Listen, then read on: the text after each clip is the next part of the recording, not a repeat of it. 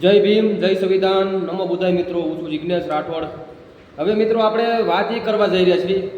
જો કે 2 દિવસથી લગાતાર સોશિયલ મીડિયામાં તમે તો જોતા હશો, જે માયાભાઈ આહિર જ થાય છે. જો કે માયાભાઈ આહિરનું જો કે ખૂબ જ નામે છે અને એ હાસ્ય કલાકાર છે. તમને વાત કહું, તમે બધા ઓળખતા હશો. અને જે ગઈકાલે કે 2 દિવસની અંદર એક સુરતની અંદર જે એક માયાભાઈ આહિરનો એક કાર્યક્રમ હતો, જે ભજનનો, એ ભજનની અંદર જ્યાં આપણા જે હાસ્ય કલાકાર ગુજરાતના માયાભાઈ આહિર હવે એવી ગરીબની હાંસી ઉડાવે છે, એવી ગરીબ લોકોની લાગણી દુભાવે છે. કેમ કે હમણાં તો બધી જગ્યાએ વિડીયા બહુ ઉતારવા મળ્યા છે. જે કાંઈ અધિકારી પાસે હોય કે સરકાર પાસે હોય, ગમે એ પાસે, કે ભાઈ તમે અમારો પગાર ખાવ છો, અમારા ટેક્સનો પગાર ખાવ છો. એ રીતનો જે સરકાર પાસે કોઈ ન્યાયની માંગણી માટે જતા હોય અને કોઈ જાગૃત નાગરિક હોય અને વિડીયો ઉતારતા હોય, તો એ શું કંઈ ગુનો છે? કાંઈ સરકાર સામે ન્યાયની માંગણી માટે જતા હોય, વિડીયો ઉતારતા હોય, વિરોધ કરતા હોય, તો એ કંઈ ગુનો છે? એટલે માયાભાઈ આહિરનું એવું કેવું છે કે હમણાં તો આ ફેશન જેવું થઈ ગયું છે. ગમે ના ઊભા રહીને વિડીયો ઉતારવાનો કોઈ પણ અધિકારીનો, કે અમારા ટેક્સનો પગાર ખાવ છો.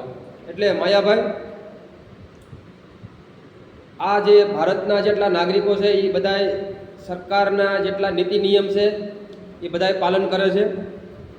જે કાંઈ ટેક્સ હોય કે ઇન્કમ ટેક્સ કે જે કાંઈ ભરવાનું હોય એ બધાને ભરવું જ પડે. તમને વાત કહું, કારણ કે પ્લોટ લેવો હોય તો ત્યાં પણ જે કાંઈ જંત્રીનો ભાવ ભરવો પડતો એ ભરવો પડે. જે કાંઈ સોનાની દુકાનમાં જાઓ તમે, ન્યાય પણ જીએસટી, ન્યાય પણ ભરવું પડે. એટલે માયાભાઈ બધી જગ્યાએ ટેક્સ તો ભરવાનો જ આવે ને બધાને કાયદો સરખો જ લાગુ પડે.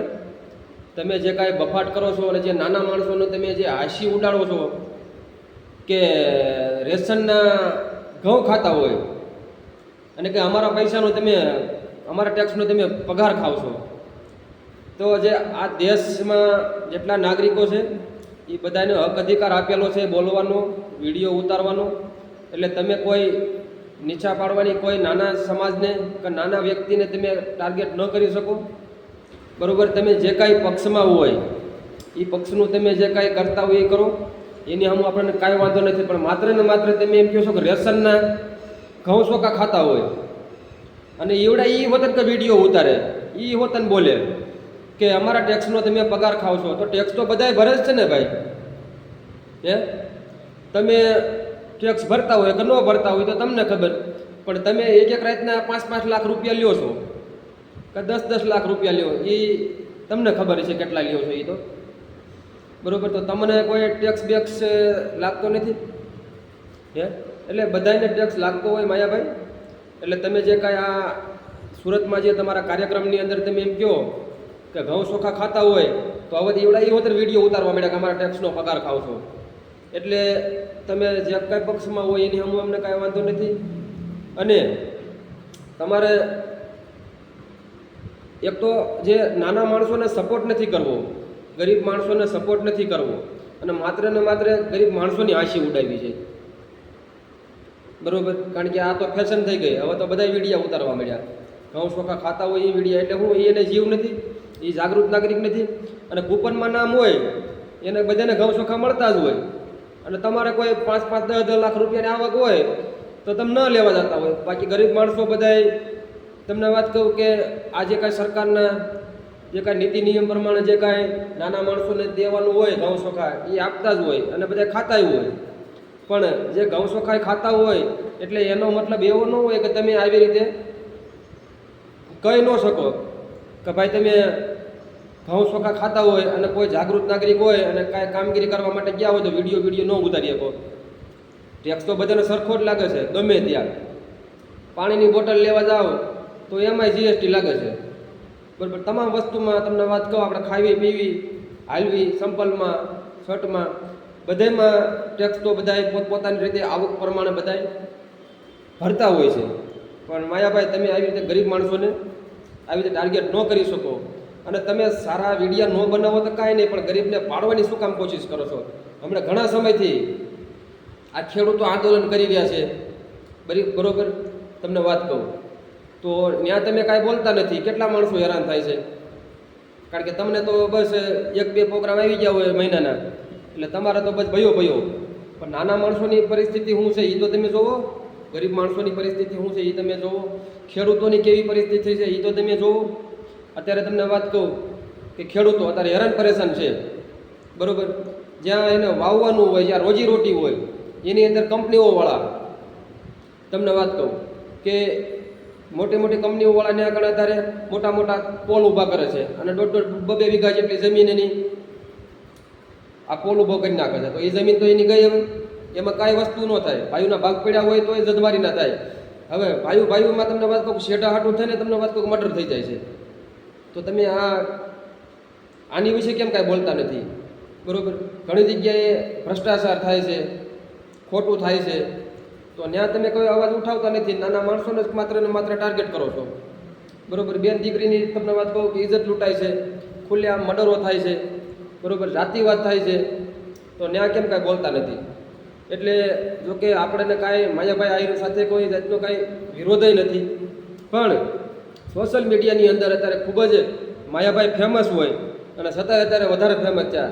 કારણ કે કોઈ પણ સમાજની લાગણી ન દુભાવવી જોઈએ અને જે કાંઈ ને સ્વતંત્ર હક અધિકાર બધાને આપેલો જ છે. પોતપોતાનો અવાજ ઉઠાવી શકે, પોતપોતાનો નિર્ણય પોતે લઈ શકે.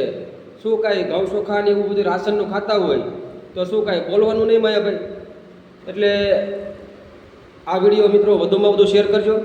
કારણ કે જે કાંઈ આ માયાભાઈએ બફાટ કર્યો છે માત્ર ને માત્ર એ આ ગરીબ લોકોના વિરોધની અંદર તમને વાત કહું કે આ બફાટ કરેલો છે.